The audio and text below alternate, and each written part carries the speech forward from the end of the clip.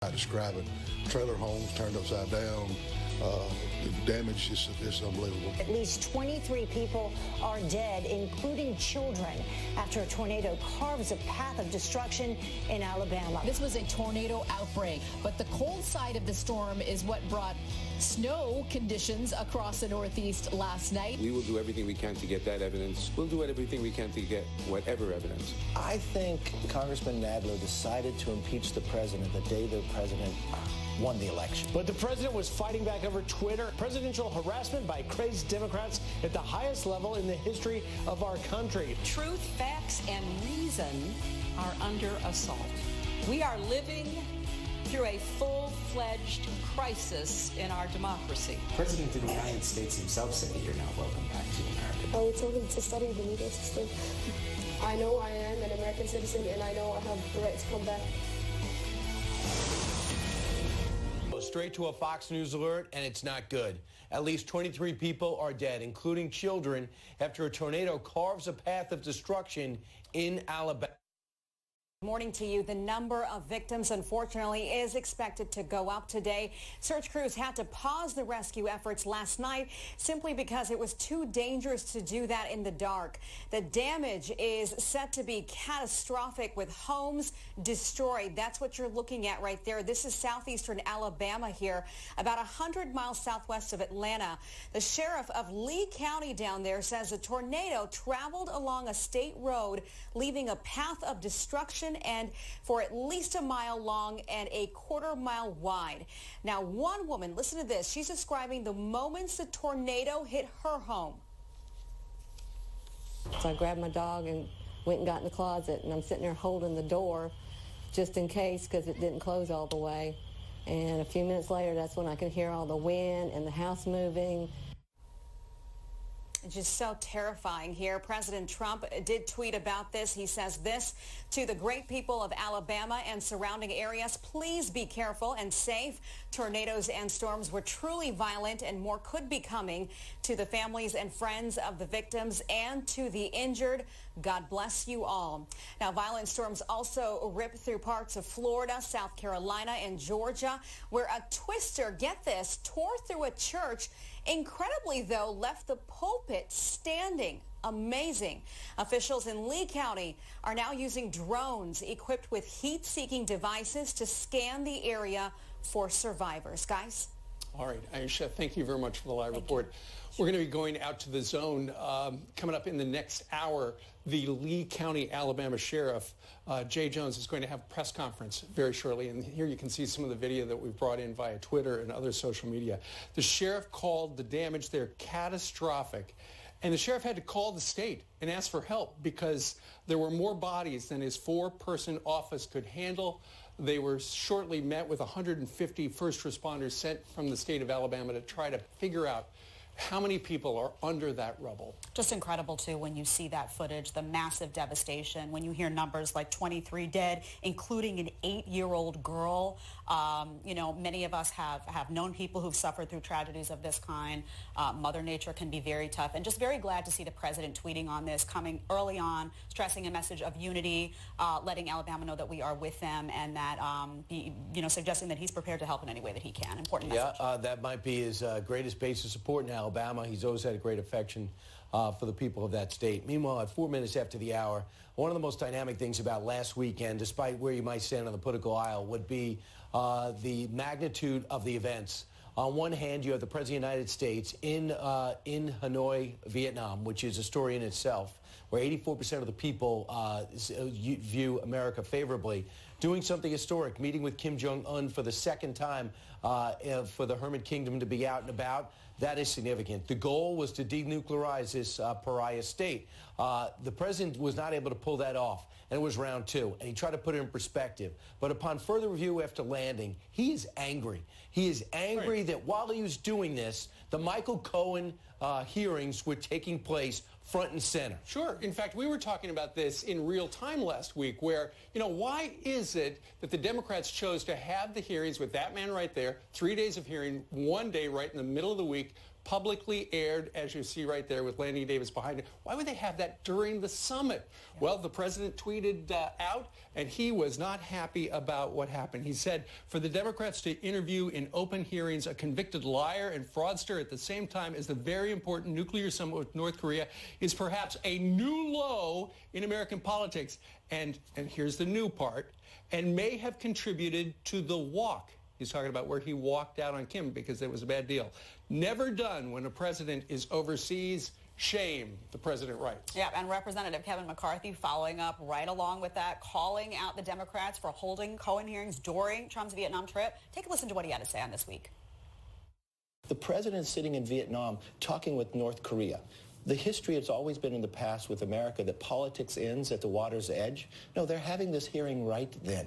They're discrediting America, and they dislike this president so much they won't give him an opportunity to try to denuclearize North Korea, that they'd have a hearing on that day. Nobody else in any history would do this to a president when they're overseas. To try to discredit him just because they dislike him and put their dislike ahead of the country. Well, I mean, I just don't think one had anything to do with the other. For the president, I could see the frustration. Yeah, why do they have to do it the same way? The placement is interesting, though, strategically. But I don't think Kim Jong-un just said, I don't think I'll get rid of my nuclear weapons because of Michael Cohen's trial. I'm just saying the one Michael Cohen going in front of the press. I don't think one thing had anything to do with the other, but it's a total disrespect and disregard for the president. That's true. Yeah, I don't think it affected the outcome, Brian. I think you're right. But I think just strategically what Trump is saying is look at the Democrats when they have the opportunity to try to undermine me or create a situation where I might look bad, and maybe they hope to try to undermine my ability to get this done. They will absolutely seize on that opportunity. Undermine his ability to get reelected. Yep. And now with we are 20 months out before the election, and there's a new NBC Wall Street Journal poll, and it shows that the president's approval rating has actually gone up. It is holding steady in that range. I think that's up 3% since the last time. He's at 46%. Bill McInturff, one of the pollsters there, said as long as these economic numbers look like this, that always keeps an incumbent president in the race. And that's one of the reasons why every time you hear the president, and he's going off script, he's talking about the great numbers, whether it's the Dow or if it's unemployment. He's going to tell people, look, things are booming. Yeah, and you can also feel it. I mean, he can tell you that this is what's happening in the economy, but people feel that in their pocketbooks. If they have more money to be able to send their kids to X, Y, and Z program or to put food on their table, they feel that impact every day, and those are the dinner table issues that drive election victories. Bread and butter. Bread and butter, there you go. Basically the same as President Obama, the same as President Clinton. Yep. Against a generic Democrat, he trails by 7 points, but it's all within striking range because it's easy to be a generic Democrat because you don't exist. When you're a current president, making big decisions every day, even if they end up being the right decisions, it's always going to tick off somebody, so he's actually in the game. Considering that 95% of everything written and said about him is negative, and when something's positive, they talk about something else, the numbers are flat out astounding. And I thought it was also interesting that John Podhoretz said over the weekend that since Bill Clinton, they have, American public has been to separate how they feel about somebody personally and how they're doing professionally. And where Bill Clinton's numbers personally were in the toilet, his job approval was strong. He ended up with 64% at the end, even though everybody knows what he did with that intern. With the president, they're trying to run him down personally. But it doesn't affect how he's doing his job, and people are judging it separately. They're trying to run him down on unilaterally in every department. They've got a whole bunch of cars just aiming at that guy all the time. Yep. There he is at CPAC over the weekend. Okay, so he's running on the economy. But then you look at the political left, and ever since Bernie Sanders had so much political success, 4 years ago, everybody has tried to follow the independent socialists from Vermont, which means they got to go a little more socialist. The problem is that where America wants to be? Yeah, you see AOC coming out, a new leader in the party, unabashedly socialist. And what's interesting, a new poll is showing voters' views on voting for a socialist. 72% very uncomfortable. Only 25% are comfortable with that. So I'm wondering if there's going to be an opening here. You see a lot of extremists on the left. There's been a race to the left. If you see a lot of Democrats in the primary, that's normal. Exactly. But you know, even people who like Kamala Harris, for example, who were more moderate when she was serving in California racing to the left. Will these people observe these polls, and will a moderate emerge? Will Joe Biden, for example, come out and try to fill a void in the party and speak to people who are kind of on the fence? Maybe they don't love Donald Trump, but they're not willing to say socialism is a way to redirect the whole course of American history. No doubt about it. Biden's getting in within 2 weeks, and I would say this. People look at him as a moderate, but when he backed off that statement basically apologizing for calling the vice president a decent person, he's going to bend to the political winds. Also, Ed, and might not get a lot of heat, but somebody who's been very successful as a moderate governor, Democratic governor in Colorado, will get into the race today, Governor Hickenlooper. And he does not go along with free preschool, Medicare for all, a wage just for being born like Cory Booker wants, and maybe free prostitution like Kamala Harris wants. Well, there are so many Democrats who are running. All you need is 10 or 15%, and you're suddenly a front runner. So look for more to wade in. They're going to be duking it out, though. It's going to be fun to watch. Because they're trying to out Bernie. Bernie did it so well last time. Who's going to be the leader? It's going to be the next Stay tuned. He had a big crowd in Chicago over the weekend, too. Big in Brooklyn, big in Chicago. How do you explain that number? Email us, friends@foxnews.com. Are you uncomfortable with socialism, or do you kind of like it? We want to hear both sides. You know whose approval ratings are going up on the couch? Jillian's. It's now at 99.99%, according to the couch poll. Yeah, the official couch poll. We approve of your job performance. How many people voted in this official couch All poll? three. Oh, okay. Yeah. Very nice. Thank you, guys. Okay, let's get right to this Fox News alert. We do have some serious news to get to.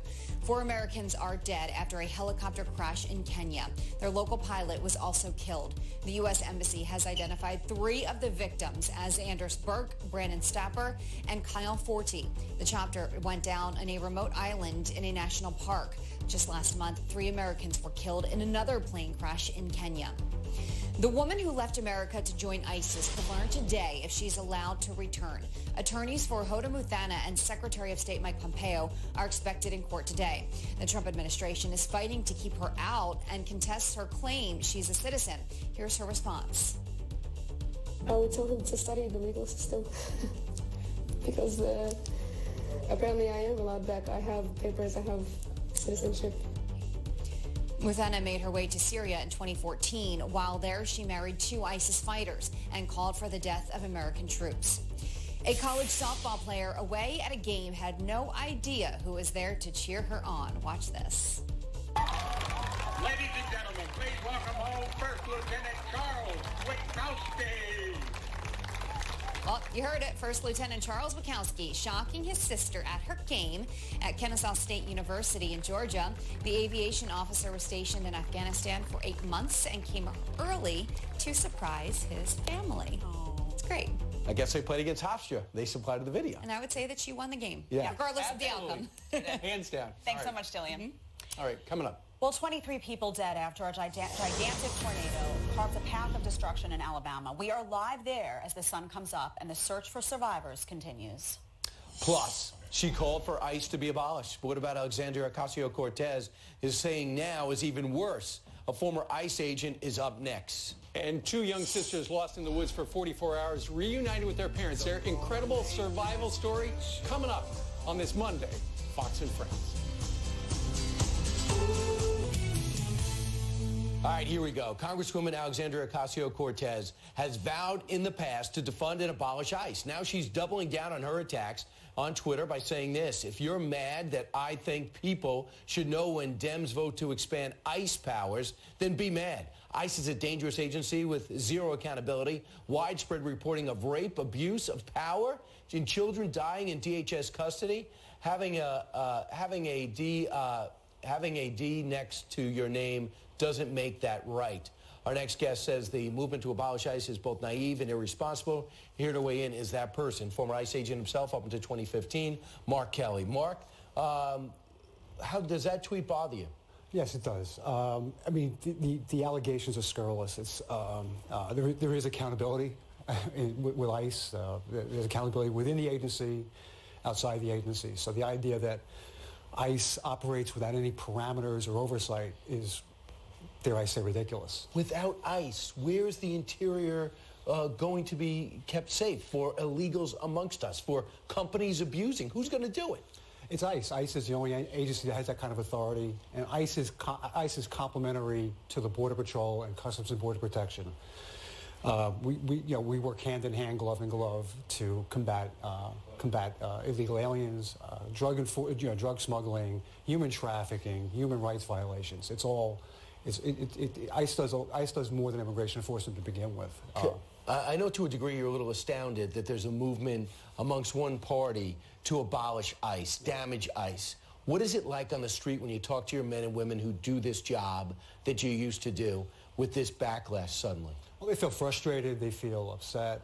They're out there to do a job. It's a tough job. It's a lot of hours, a certain element of danger involved, and they're asked to do a lot, and it's essential to have the support of the public. And when you don't have that, it really, you start to question absolutely what you're doing. You're Why are just you doing grabbing this? people. You're investigating in order to grab them. Right. Meanwhile, here's what she said. It wasn't the first time she bashed you guys. This is just the beginning. Remember this back in February. An agency like ICE, they do not deserve a dime. Until they can prove that they are honoring human rights, until they can make a good faith effort to expand and embrace immigrants, till they can prove good faith to an American ideal, they do not deserve any resources for their radical agenda. You're shaking your head. Yeah, well, she mentions human rights, and one of the things, again, I don't know if Representative Ocasio understands what ICE does, but one of the programmatic areas is to investigate war criminals who committed war crimes overseas and have immigrated to the United States. ICE is in the forefront there, and these are the people that are investigated, the ones who are found to be war criminals, have committed heinous crimes against their countrymen overseas, and have come here and they've tried to assume a normal life, hiding that activity in the past. So ICE is in the forefront, has had very successful prosecutions, and also not only prosecutions, but seeking to then remove whatever immigration status they had that they got by concealing what they had done previously. Mark, when cities and prisons stop working with you, it makes it harder. When MS-13 is here, and you guys are going to have to get them out. Mark Kelly, thanks so much. Thank you, Phil. Meanwhile, coming up straight ahead, First Lady Melania Trump set to kick off her 3-straight tour for her Be Best campaign. The First Lady spokesperson, Stephanie Grisham, is here with a preview. It's going to be great. Don't move. Quick Monday morning Fox News headlines. First up, a dual U.S.-Saudi citizen has been held captive in Saudi Arabia for 2 years.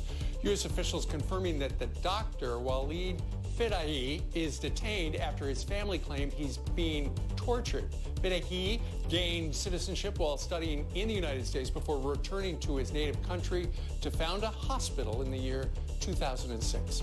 And the deadly MS-13 gang driving police officers out of El Salvador. The Washington Post reporting cops in the Central American country fear for their lives after 9 officers were killed in January alone. At least 21 cops have been resettled by the United Nations or given asylum in the United States. Some officers are considering a police-only caravan to be safe. All right, Jedediah. Thanks so much. Today, First Lady Melania Trump officially kicking off a 3-state tour to promote her Be Best initiative, focused on the well-being of children, social media use, and opioid abuse. Stephanie Grisham is spokesperson for the First Lady Melania Trump. She joins us live from the White House with more. Stephanie, thanks so much for being here. Good morning. Thanks for having me. I am so excited about this campaign. As someone who worked with kids for a very long time, I used to be a teacher and a dean. I saw the impact of social media, what that was having on kids. What was her motivation for, first off, making this part of her passion, of her goal? And ultimately, what does she expect to achieve with this campaign?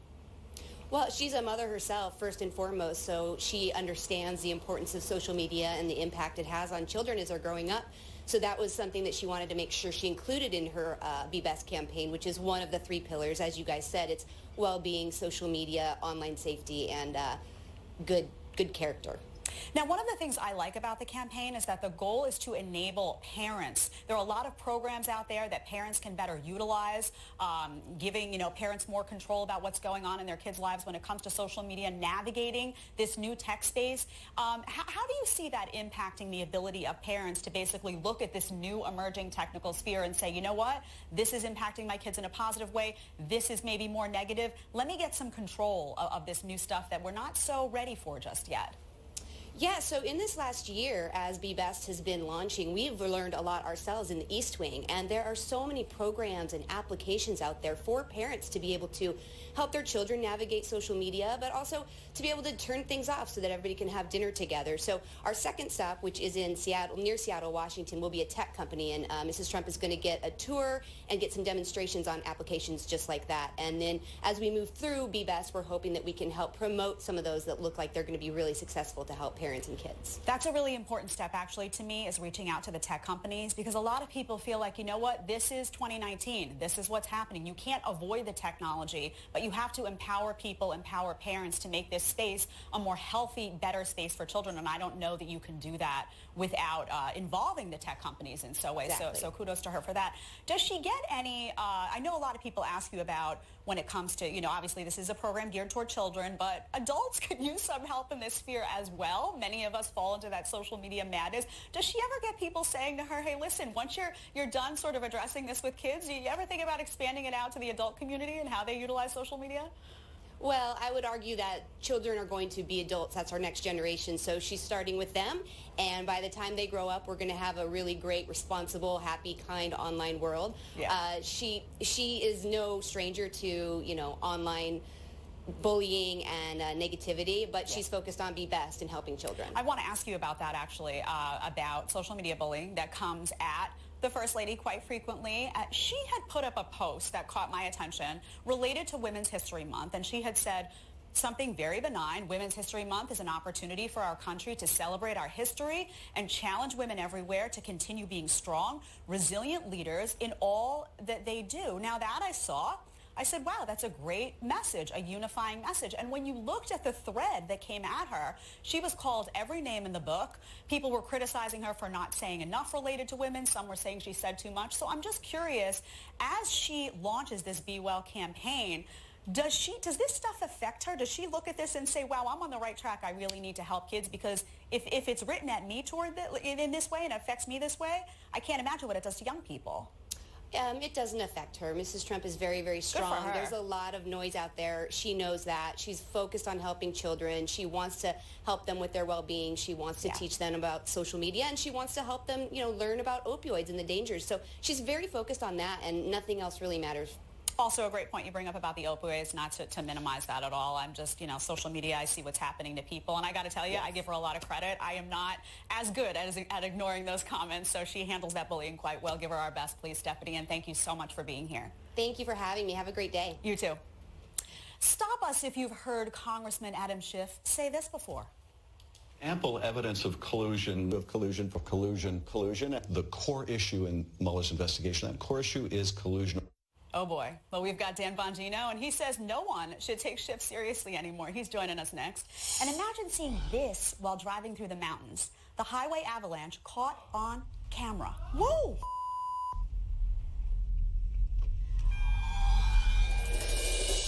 Definitely not for sale. Is this a yard sale? If it's in the yard, then it's for sale. Here we go. Geico. It's easy to switch and save on homeowners and renters insurance.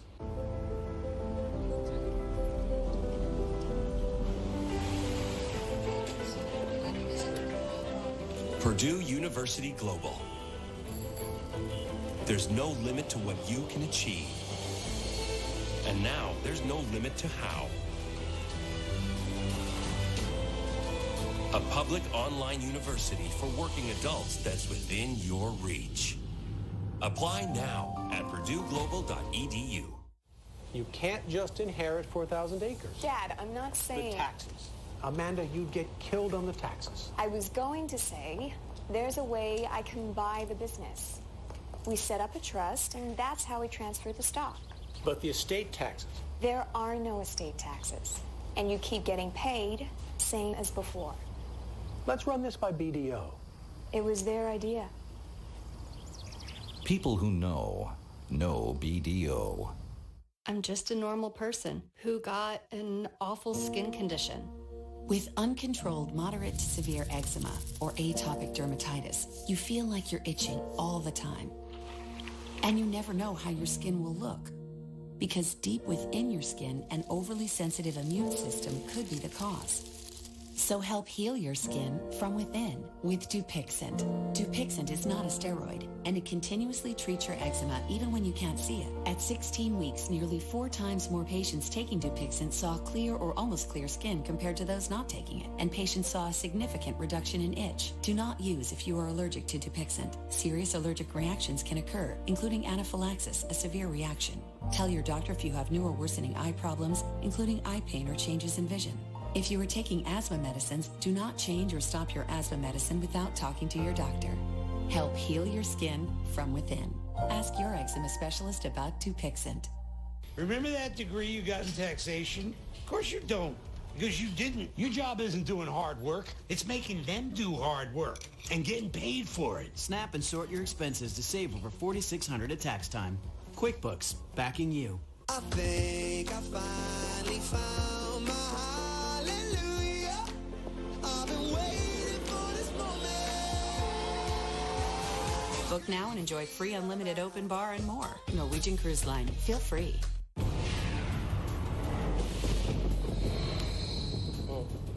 We are back with an extreme weather alert. At least 23 people are dead, including children, after a tornado carves a path of destruction in Alabama. All right, crews are restarting search efforts this morning in Lee County as the sun comes up. Alabama, of course, just 100 miles southwest of Atlanta. Officials describing the catastrophic damage. It just took pine trees and cut them in half. Telephone poles, cut them in half. At the school, it took a 12-ton air conditioner, pick it up and throw it 40 feet, which is kind of like throwing a fire truck that far. Unbelievable. This giant tornado, a half a mile wide, spotted forming in the city of Warner Robins, Georgia. Violent storms also ripping through parts of Florida and South Carolina yesterday. They had all sorts of warnings down there. And take a look at this. A twister destroys a church, but incredibly leaves the pulpit. That's what's standing right there in the center in Georgia. All right, Janice Dean joins us right now. Janice, I know they're going to officially figure out how strong it was, but right now it looks like it could have been an EF3 up to 200 miles an hour. Yeah, absolutely. And the National Weather Service is going to go out and assess the damage, and we'll certainly get details on that. But close to 24 deaths. It's just a tragedy of epic proportions. And we had over 90 reports of tornadoes yesterday. The National Weather Service was so busy, they actually had to help each other out because they didn't have enough people on staff. So, they did their best to make sure everybody was warned. Unfortunately, it was, a devastating storm outbreak. The cold side of the storm is bringing several inches of snow across the Northeast. We're almost done with this system, almost.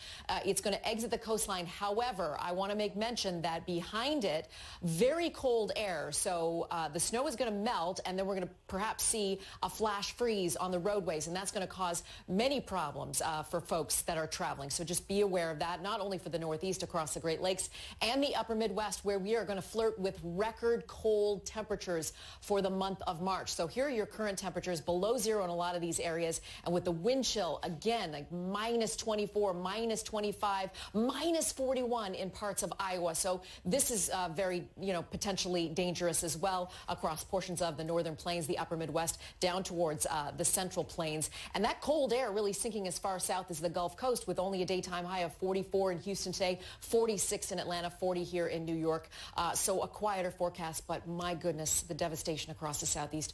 Prayers for all of those affected. Indeed, and a snow day up here in the Northeast as well. All right, thanks, Janice. Let's bring in Dan Bongino, Fox News contributor, former New York City police officer, former Secret Service agent, and the author of a great book called Spygate, The Attempted Sabotage of Donald J. Trump. Mr. Bongino, good morning to you.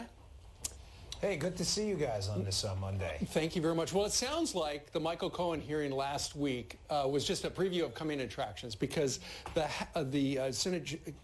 House Judiciary Committee chair, Jerry Nadler, has made it very clear. Yeah. He's going to start calling all sorts of witnesses in. He wants document production for some 60 important documents from the White House. This is what we can see from the Democrats going right up to Election Day 2020. Yeah, you know, Steve, we live in a post-fact society now when it comes to the Democrats. It's disturbing. I mean, Nadler wants to start an obstruction probe. But let's walk through what the FBI themselves, people involved in this case, said about the obstruction case. You had Jim Comey, who in one of his memos, Steve, indicated that Donald Trump actually asked him to look to see if any of his people were involved in any kind of malfeasance. That's in a Comey memo where he said, hey, check out any of my satellites. It would be good to know if anybody did anything wrong. Does that sound like obstruction? Well, let's go on to McCabe. 2 days after Comey's fired, McCabe's up on the Hill, the deputy director of the FBI, acting at the time director. And they asked him specifically, has there been any effort to obstruct your investigation? What did he say, Steve? There has been no effort to obstruct our investigation. Wait, one more, it gets better. Jim Baker, top lawyer at the FBI. He's asked by Congressman John Ratcliffe, hey, was Donald Trump ever even told he was under investigation? And he said no, he was told the opposite. He wasn't told. So how do you obstruct an investigation you didn't even know was happening after asking people to investigate people around you? This is so dumb. We're all dumber for talking about it. But this is what the Democrats have hoisted on our backs. And we Dan, have to do it. That was the first reference to Billy Madison today. Hopefully it won't be the last. Like that? Right. I know exactly what you're going back at. It's one of my favorite all-time lines. Here is a little of Nadler on This Week with George Stephanopoulos. We'll do everything we can to get whatever evidence. We will be issuing document requests to over 60 different people and individuals from the White House to the Department of Justice, Donald Trump Jr., Allen Weisselberg, to begin the investigations, to present the case to American people about obstruction of justice, corruption, and abuse of power. Yeah. Besides that, was really nothing for him to look into. I mean, do you understand they're just making this up? And what's frustrating is you'd think they would have learned a lesson. Listen, I'm a Republican, I'm a conservative, but I think we can all agree the impeachment effort against Bill Clinton, viewed now through a more clear historical lens, failed. I mean, Backfired. Clinton left with a backfired badly. You would think the Democrats would have learned something from this. They have nothing. This is a big shell game. There's nothing there, and they just continue to double down. But you know what they're not doing? They're not talking about impeachment. They're just doing investigations. Yep. They go, we're not going to do an impeachment unless there's some buy-in from Republicans. Yep. But that's not where it ended. You know, Dan, you got Adam Schiff out there, and he's talking about how there's evidence of collusion, a lot of evidence. Take a listen. I want to get your reaction. There's abundant evidence of collusion. The issue from a criminal point of view is whether there is proof beyond a reasonable doubt of a criminal conspiracy. There's ample evidence of collusion. Collusion. The core issue in Mueller's investigation, that core issue is collusion. You can see it in plain sight. Yeah, what exactly is that evidence again, Dan? Did I miss it? Well, Steve just said it. You can see it in plain sight, but it's like the It from like the Stephen King movie. Nobody knows what the It is. Like it's a clown one day, and no one knows what the It actually is. You understand this guy is making this up. He's got nothing. He's a carnival barker. He has nothing. Now, here's why he's doing this, though, now. There's a reason. The Michael Cohen hearing was devastating for them. He was their star witness, dreaded air quotes there. And what did he do? He went up to the Hill and he said the key component of their entire case, that Michael Cohen was in Prague to coordinate this whole conspiracy with the Russians. Right. Cohen said it wasn't true. Keep in mind, he's their star witness, not Trump's. And he just decimated the entire collusion hoax. So what does Schiff do? Instead of being honest, he just has to double down and hope nobody holds him to account for his 2 years of lies. And because he's a Democrat, he won't be held to account. I cannot believe we're at this place now. They are teeing us up for the Mueller probe to be less than sensational. So they're already moving away from Mueller, which they've been pointing to for 2 full years. Yep. So, Brian, your analysis is 100% spot on. The media is doing it. The Democrats are doing it. They know it's going to be a soft landing with Mueller, and they're getting ready to move on to, well, we always knew that was going to happen. Right. It's his financial stuff with Trump that we really have to worry about. It's all nonsense. They're shifting to Plan B. All right, Mr. Bongino, thank you very much for joining us live. We're all smarter having listened to Dan. That's true. All right, 18 minutes before the top there, Jillian joins us right now. Jillian. Good morning, and we have an incredible story to share, so take a listen to this. 2 young sisters found safe and sound after 2 days in the wilderness. watch their heartwarming reunion with family.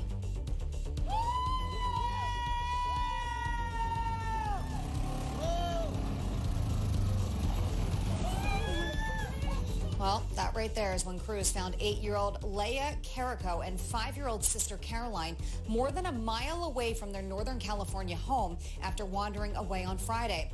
They tracked them down by following a trail of granola bar wrappers. Truly incredible.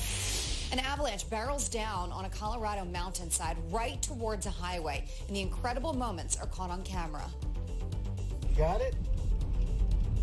Most of it. Holy oh no, that's not going to come down here, is it? No, that is. Is it? The wall of snow and debris crashing down into a creek, creating a powder cloud near a major highway outside Denver. No one was hurt. The queen of the Green New Deal ditches the subway for a gas-guzzling minivan. That's according to the New York Post. Congresswoman Alexandria Ocasio-Cortez responding on Twitter, writing, quote, "I will have you know my Tia, my aunt, was very upset that the New York Post insulted her minivan. If they saw how many goldfish snacks were in this thing, they'd say I was killing the ocean too." According to the Post, Ocasio-Cortez's campaign spent nearly $30,000 in Ubers and taxis. Was the subway out of service? High-speed rail. Got to Not available. practice what you preach, AOC. Got to do it. All right, Jillian, thank you very much. Thank you, Jillian.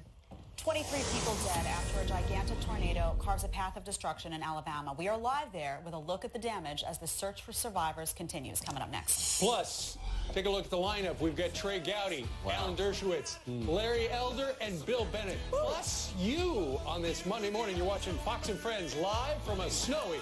With the Fox News alert, a tornado outbreak in the south. It leaves nearly 24 people dead. Look at that. Powerful twisters turned homes into huge piles of debris, and as you can see right there, forests into sticks. Caitlin Pratt from our Fox affiliate in Atlanta joins us live from ground zero of the devastation in Beauregard, Alabama. Caitlin, what's the latest? Good morning to you both. Okay, so the sheriff calling the damage here catastrophic. He was able to see in the moments after, in the hours after these tornadoes struck here in southeast Alabama yesterday, the destruction firsthand. And at this point, they're still looking for missing people. 23 people passing away because of these powerful storms that ripped through the area. About a half-mile wide is what's estimated at this point, touching down and moving about a mile or more through this rural community. Houses destroyed and people still missing at this point. We spoke with the drone pilot who launched drones to try and see if he could pinpoint people still lost in the debris, still buried under the rubble. At this point, we're expecting an update from the sheriff shortly, probably in the next 15 minutes or so. He had spoken with us earlier, said that he expected the death toll to rise, unfortunately, in this case. It's the latest here, live in Lee County, Alabama this morning. I'm Caitlin Pratt. All right, Caitlin, thank you very much for the live report. As soon as the sheriff of Lee County addresses the cameras, we will go there live. Meanwhile, 12 minutes before the top of the hour on this Monday, President Trump close to closing a trade deal with China. What that's going to mean for your wallet coming up with Stuart Varney. And a little boy is taking on a big adventure to honor our fallen heroes. He wants to raise $15,000 for their families. Zachariah Cartledge joins us live next with how you can help. Morning, Zach. One 10-year-old boy is taking his appreciation for law enforcement to the next level by pledging to honor those who lost their lives in the line of duty. Zachariah Cartledge has pledged to run 150 miles this year for every one of the 150 officers who lost their lives in 2018. He also hopes to raise $100 for each fallen officer to give a total of $15,000 to the Tunnel for Towers Foundation. And that's not all. When Zachariah heard of the stories of officers killed in this year, 2019, he wanted to remember them as well, so he is also running a separate mile for them while carrying, as you can see right there, the blue line flag. Join us right now from Orlando, Florida, is 10-year-old Zachariah Cartledge. Zachariah, good morning to you. Good morning. It's a pleasure to be here. It's great to have you, young man. Where'd you get this idea? So the idea to start running for police officers started about 2 years back when I ran in the Tunnel to Towers 5K in Orlando. And during the opening ceremony, I saw all these police officers and firefighters dressed in full gear. And I thought that was really cool, but I thought they were just going to be for the opening ceremony. But once I started running, they were actually running with me in full gear. And that really inspired me to look up more about the foundation. And when I found out they honor police officers and firefighters, about 1.5 years later, I just really wanted to honor police officers because they do so much for us in the community. And the hate that they're giving is just really unacceptable because they do so much for us. And when I hear an officer pass away, it just breaks my heart. Yeah, no kidding. It is terrible. And so there we see you running with the blue line flag at one of your events. So far, you've raised how much money? So far, I've raised about $7,000 for the Tunnel to Towers Foundation. All right. And I know that people are looking in right now, Zachariah, and they're thinking, oh, I would love to help him. Your goal is $15,000, so you got to double what you've got right now. Anybody interested in helping this man from Florida, go to our website, foxandfriends.com, and then we will click through to your website where people can actually donate to Tunnels for Towers. Explain, Zachariah, though, for our audience, why the connection to law enforcement? Because they do so much for us in the community. My best friend's dad, Officer George, is one of my biggest inspirations. Every day I would see him going out on his cruiser, and it would really inspire me. But just officers do so much for us, and the hate that they're giving is just really sad because they do so much for us. They're not bad people. Yeah. So much people think they're just trying to just get people, and they think no, they're amazing people in the community, and they do so much for us. And I don't know lots of people that can take a bullet for anybody they don't know in the community, and it's just an amazing thing. So I really wanted to honor them. It sounds like your impact, you mentioned the hate they get a couple of times now. Why is it that they are the targets so often these days? I have no clue. Just people think they're bad people, and they're just they just think that they're just trying to get people and just think like, oh, I'm the best, but that's not the point. They do so much for us, and they just try to keep everybody safe in the community, and it's really hard to have a job as a police officer because you have to do so much in the community to keep everybody safe. Zachariah, before you leave, what would you like to be when you grow up? I know you're only 10.